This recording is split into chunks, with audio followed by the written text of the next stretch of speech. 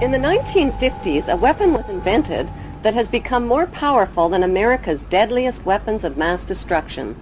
It is the weapon of mass deception, and it is right in our own living rooms. The hypnotizing world of picture television brings us the news of the world through two central news agencies called Reuters and the Associated Press. The Rothschilds bought Reuters in the 1800s, which later bought the Associated Press and made the Rothschild family owners of the world's largest central news services. To the present day, the world depends on these Rothschild-owned central news services as their main source of news and information. In his book called Who Owns the TV Networks, author Eustace Mullins claims that the major TV networks, radio stations, newspapers, and publishing empires are controlled by the Rothschild, Rockefeller, and J.P. Morgan money cartels through their corporate conglomerates. The bankster-owned media conglomerates include weapons manufacturers General Electric and Westinghouse, which profit from promoting wars. Control over the Internet, publishing, recording, and top cable companies can be traced back to the same Big Five media empires: General Electric, Time Warner, Viacom, Disney, and News Corp. These media monopolies are owned directly or indirectly by the Rothschild, J.P. Morgan, Rockefeller, and Oppenheimer Brotherhood. Yes, there are now more stations and more media voices, but they're all coming from the same ventriloquist. Every TV show needs corporate sponsors, and corporate sponsors sponsor pro-business, pro-government programming, and journalists who support the agenda of the Big Five media owners. While 2/3 of the world goes hungry, these banksters offer gazillion-dollar sponsorships to sports athletes to play with their balls. Why? Because they keep the masses distracted from the important issues. The media and banking monopolists now have the power to make or break political leaders around the globe. Why haven't the networks made a TV movie of the week about how the Bush family made their family fortune? The movie could be called The Awful Truth, starring George W.'s great-grandfather, Samuel P. Bush, whose Buckeye Steel Castings Company supplies parts for Edward Harriman's railroads, who in turn provides rail shipments for John D. Rockefeller's Standard Oil, who in turn gets monopoly financing from the Rothschilds. The movie could be made into a TV series starring Samuel's son, Prescott Bush, as the managing director of a Nazi steel manufacturing plant in Poland called Silesian Consolidated Steel. In episode 1, Prescott Bush forwards American financing to his German partner Fritz Thyssen through the Union Banking Corporation in New York.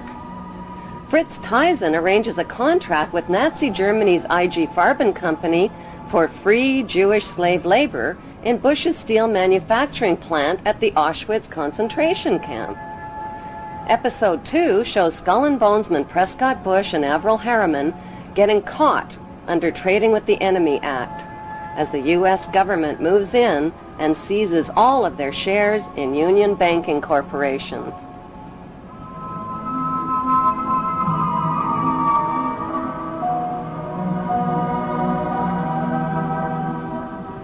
In episode 3, Prescott's son, the first George Bush, is director of the CIA. George puts drug king Manuel Noriega on the CIA payroll, allowing thousands of tons of cocaine to hit the streets of America via the Panama Canal. In episode 4, George's son, the second George Bush, becomes partners with Osama bin Laden's older brother, Salem bin Laden, in a Texas oil company called Arbusto Energy. Episode 5 introduces George W.'s shady younger brother, Neil Bush, ripping off the elderly in the Silverado savings and loan scandal that cost U.S. taxpayers $1.3 billion. In episode 6, the Florida election is fixed by George W.'s older brother, Jeb Bush, who puts brother George into the top job at the White House, which brings us back to Auschwitz and the concluding episode with George W. Bush visiting the slave labor camp where his grandfather helped build the Bush family fortune on free Jewish slave labor.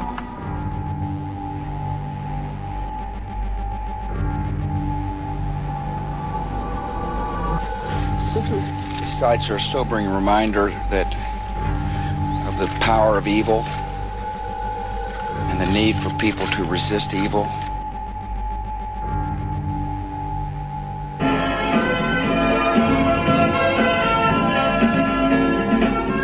Ladies and gentlemen.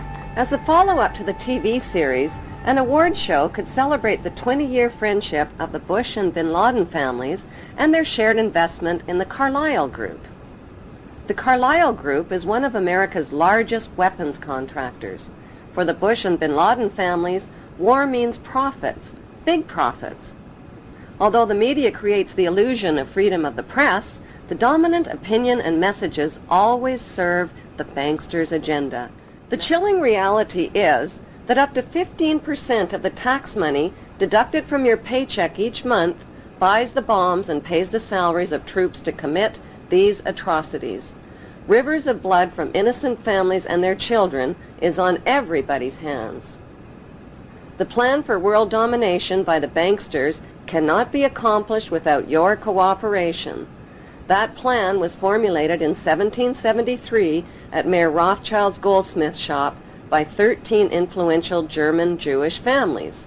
Among them were Rothschild, Oppenheimer, Warburg, and Schiff. Their formula for global control is the 3M formula: money control, media control, and military control. 2, 1, mark, and visual confirmation. Like changes to the rules that gave these families the media and money monopolies, new laws are being passed to transfer military control to them by privatizing the military. But if they're killing terrorists, who cares if they are government soldiers or corporate soldiers? A more important question to ask is, who exactly are the terrorists and where do terrorists get their training? The answer is right smack in America at Fort Benning, Georgia. Until January 2001, America's terrorist training school was called School of the Americas, but because of massive protests against its activities, the name was changed to WISC, Western Hemisphere Institute for Security Cooperation. Actress Susan Sarandon narrated a documentary film called School of the Assassins.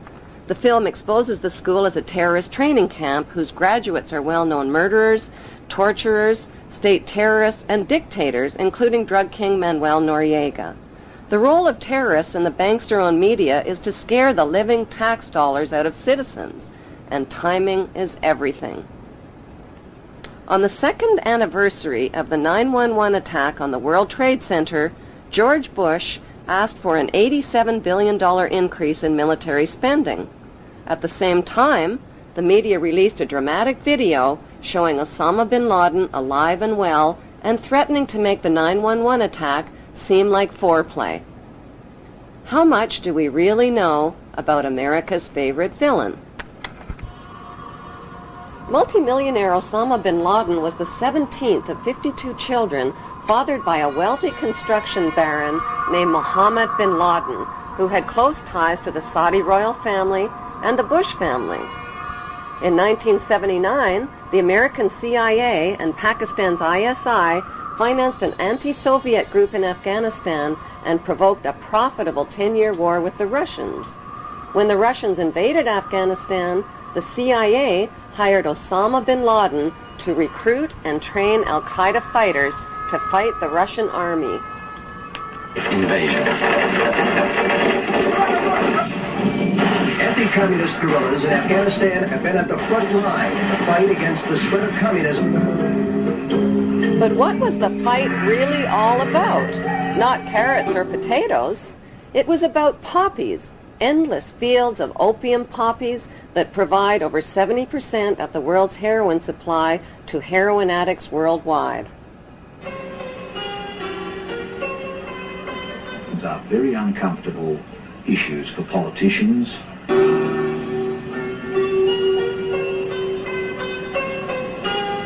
It was a dramatic story, but the media failed to tell us the less heroic side of Afghanistan's freedom fighters.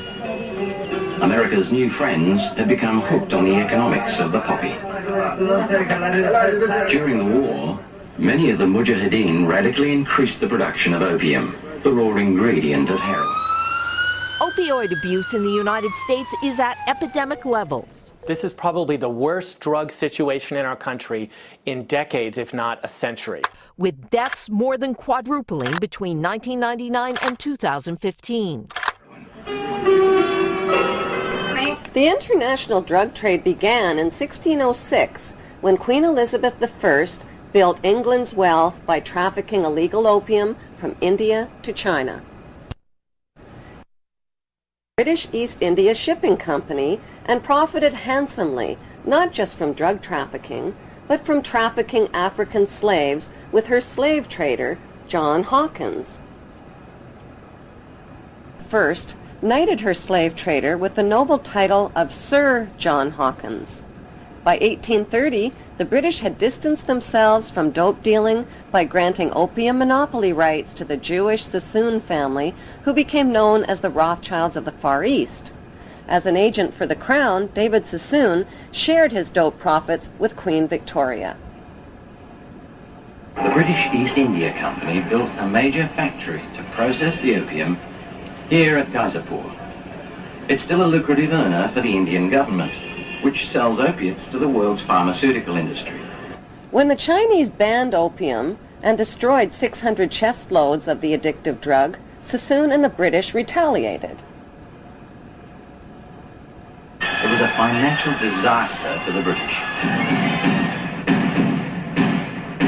With huge profits at stake, they retaliated with the Opium Wars of 1843 and 1858. The forces of the market were to defeat China's moral prohibition. Sassoon and the British forced drug addiction onto an entire nation, stole the island of Hong Kong, and made Hong Kong the capital of the British international drug trade. In 1872, Queen Victoria knighted David Sassoon's son, Albert Sassoon, who spread the illegal opium trade throughout China and Japan.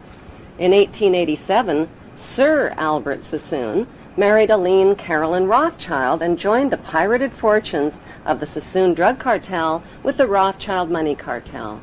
Today, it's business as usual for the descendants of the Sassoon and Rothschild families, who socialize with Queen Elizabeth II and Prince Charles as elite members of Britain's inner power circle.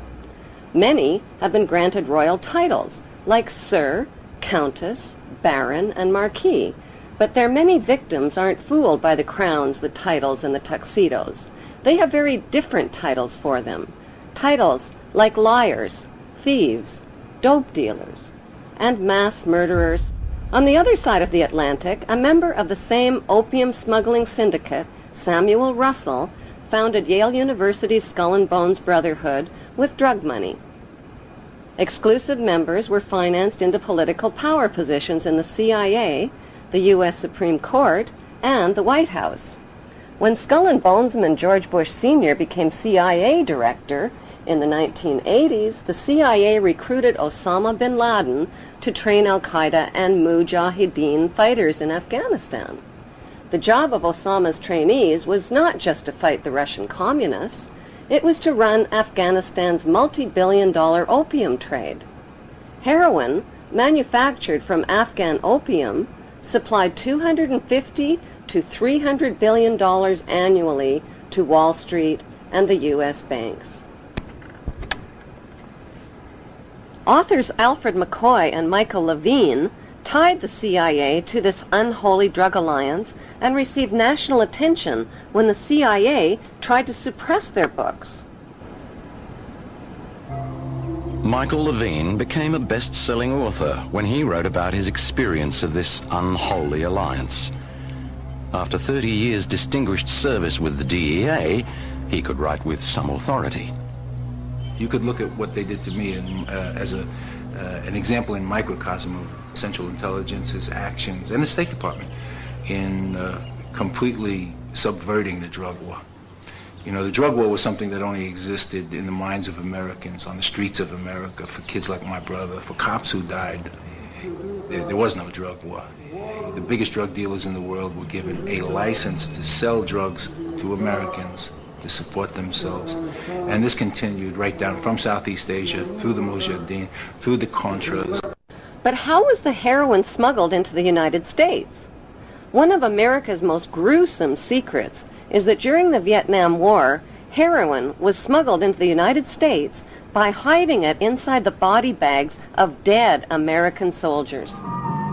By the end of the 1960s, 1/3 of U.S. soldiers in Vietnam and close to 1 million United States citizens were hooked on heroin. Drugs like LSD, mescaline, marijuana, and hashish also swamped the streets and college campuses of America. Who or what turned America's youth onto these illegal drugs?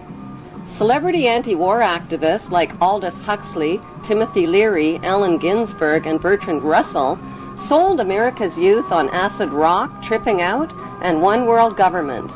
Their financing came from the Warburg Banksters and IPS, Institute for Policy Studies.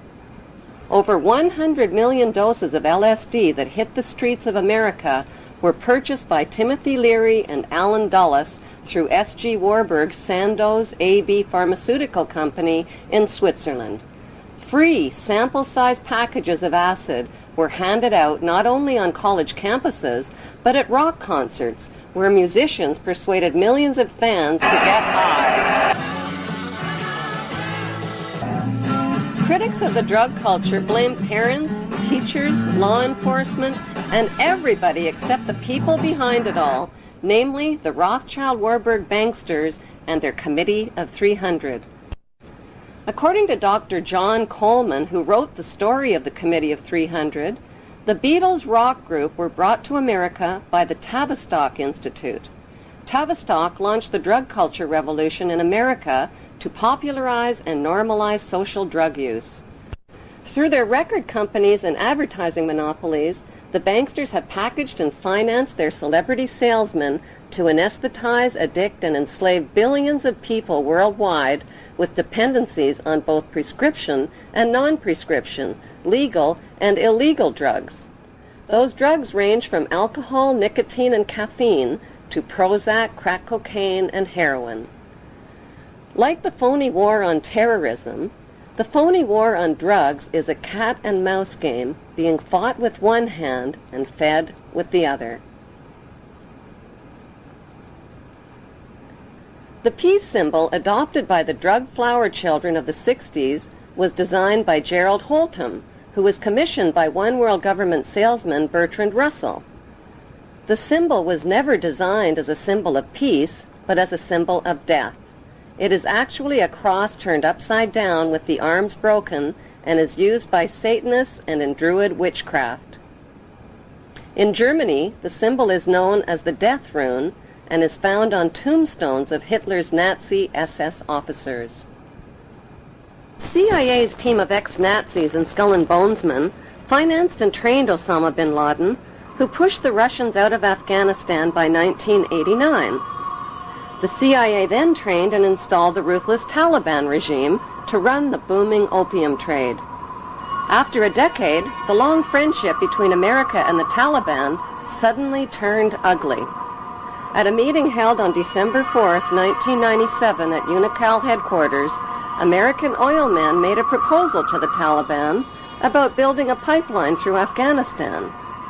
Rothschild Shell Oil and Rockefeller's Exxon Oil had invested billions in the Kazakhstan oil and gas reserves just north of Afghanistan.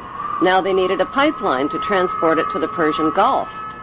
The Taliban demanded a bigger cut and turned down the proposal. Suddenly, the banksters' American-controlled media were calling the Taliban monsters, evildoers, and cruel villains who beat up on women.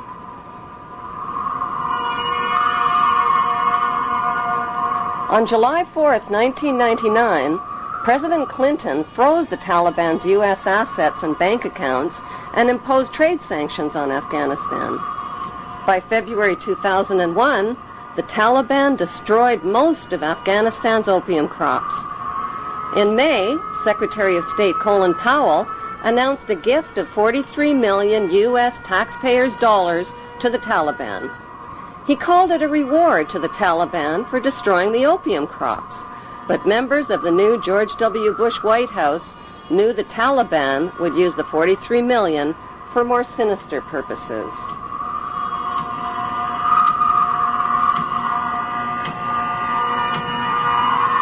larger issue is not just not connecting the dots, but not getting the dots. Why was it that CIA was unable to collect information for years inside Afghanistan when they had authority to kill bin Laden for over 2.5 years? Why were they unable to kill him or his lieutenants? Why didn't they have a better capability to do something about it at the source? Could it be that the bankster-supported U.S. administration is controlling both sides of the war on terror? George Bush Jr. attacked the poverty-stricken, war-ravaged country of Afghanistan only 4 weeks after 9/11. The U.S. and British military dropped 12,000 bombs on thousands of buildings and homes, pounding them into dust and rubble and killing 8,000 Afghan people. 20,000 more people died from war-related cold, starvation, and disease. Nobody made a big-budget TV production out of the massacre with a God Bless Afghanistan movie score. The U.S.-British war on Afghanistan left behind millions of starving people and thousands of women who are still veiled, still homeless, and still penniless.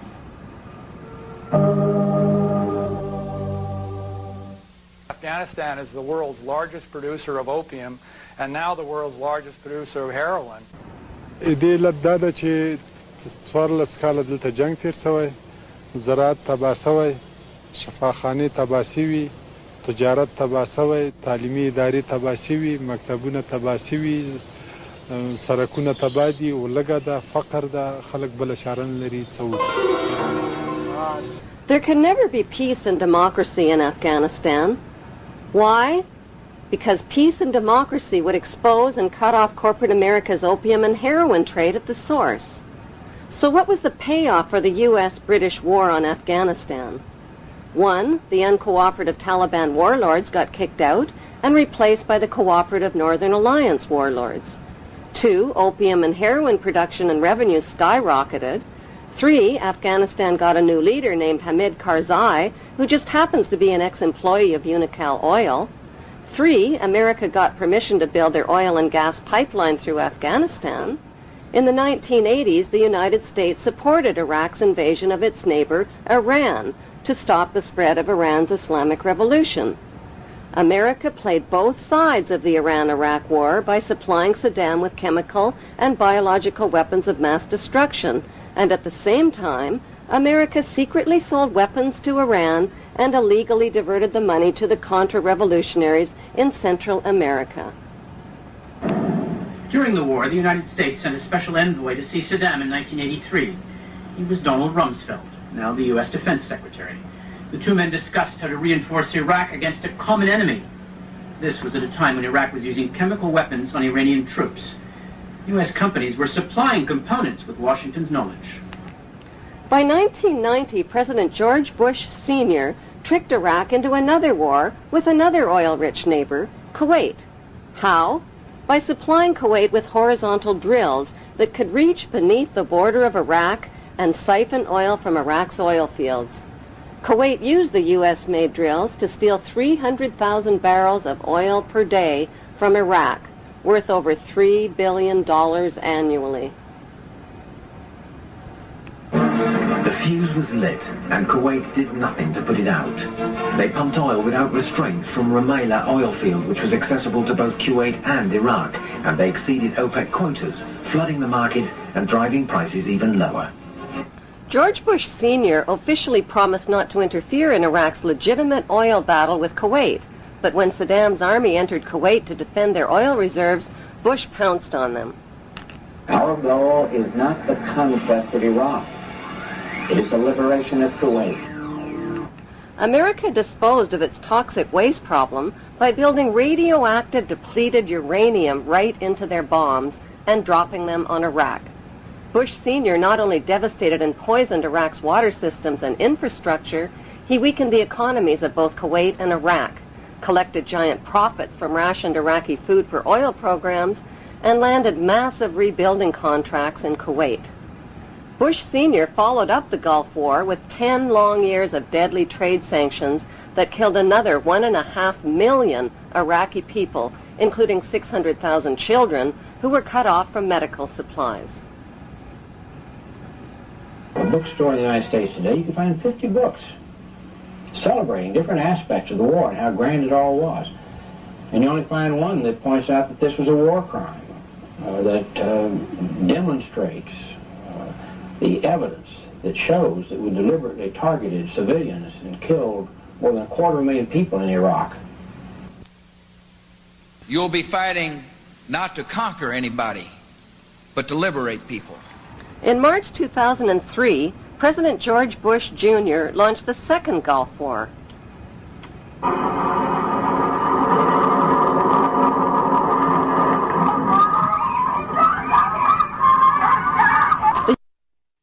war on Iraq wasn't about revenge for 9/11, since not one of the 19 accused terrorists were Iraqi citizens. It wasn't about weapons of mass destruction, which inspectors hadn't found. It wasn't even about Saddam Hussein, who had been financed into power by the U.S. in the first place and who got his chemical and biological weapons from American companies. No, the U.S. wars against Iraq and against Afghanistan were about mass murder and piracy. They were about big weapons sales, big oil, big pipelines, big drugs, and big rebuilding contracts. They were about colonizing the Middle East and moving 2 giant steps closer to world domination. Private First Class Lindy England may never have figured these images would beam into the homes of millions of horrified people. Whatever she might have thought at the time, she says she and her comrades had no choice. So to stand there, give a thumbs up, smile, stand behind all the naked Iraqis in the pyramid, take a picture. Who told you to do that? Persons in my higher chain of command. Why were naked Muslim prisoners positioned on top of each other in the shape of an Egyptian pyramid? The answer can be found in the distant past. In ancient times, Iraq was called Babylon. The year is 586 BC. The armies of Nebuchadnezzar, king of Babylon, descend on Jerusalem with the wrath of an angry God. It is almost 6 centuries before the birth of Christ. The Romans have not yet even dreamed of empire. It is a dark chapter in the history of the Jews, while Babylon's fierce star is rising. The Bible describes the Babylonian attack. Homes are pillaged, King Solomon's temple is set ablaze and utterly destroyed. Saddam Hussein made the mistake of comparing himself to Babylon's King Nebuchadnezzar. The capture of Iraq and Saddam Hussein was not just about oil and colonization, it was also about settling an old Hebrew score. We got him.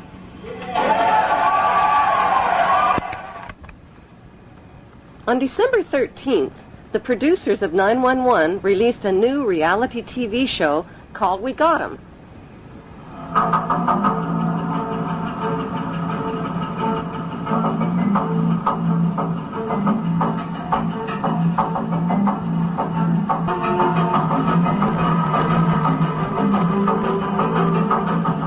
The Iraqi people claimed the We Got 'Em video show was staged.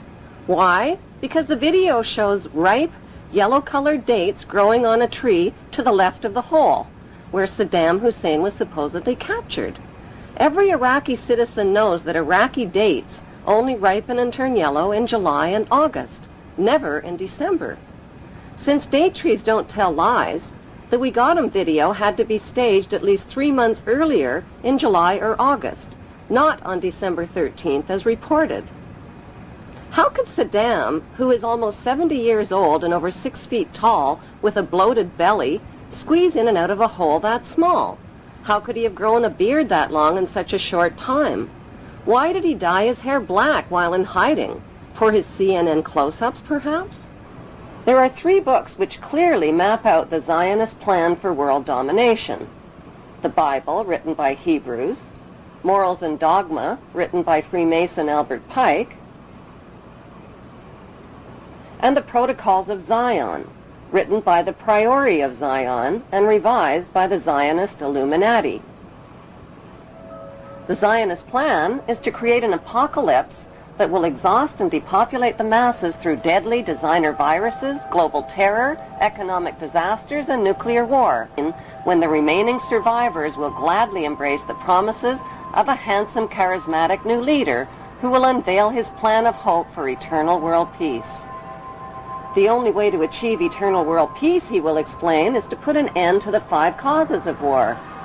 Secretly, he knows there is only one main cause of wars: the wars caused by his royal ancestors who planned, provoked, financed, and profited from them.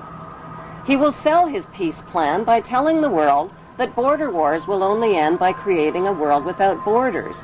Religious wars will only end by creating one world religion of interfaiths.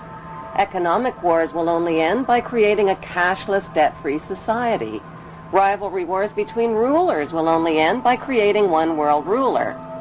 The tools used for war, from handguns to nuclear bombs, will be eliminated, and one world army will be created, which will guarantee world peace. How will this eternal peace plan be accomplished? Through the United Nations, which is the brainchild of the Committee of 300 Ruling Families.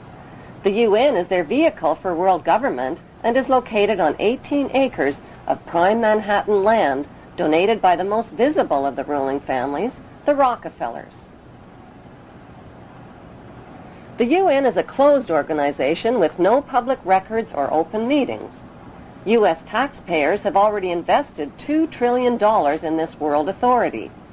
Although most of the people working for the UN are genuinely working for peace, the UN is a godless organization controlled by the Committee of 300.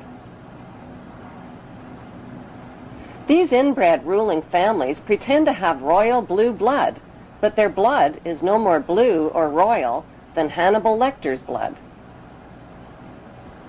Some speculate that these families of evildoers are demons or aliens or evil shape-shifting reptilians, but there is a more scientific explanation for their madness. For thousands of years, these families have practiced inbreeding between sisters and brothers, uncles and nieces, mothers and sons, to keep the power and wealth all in the family.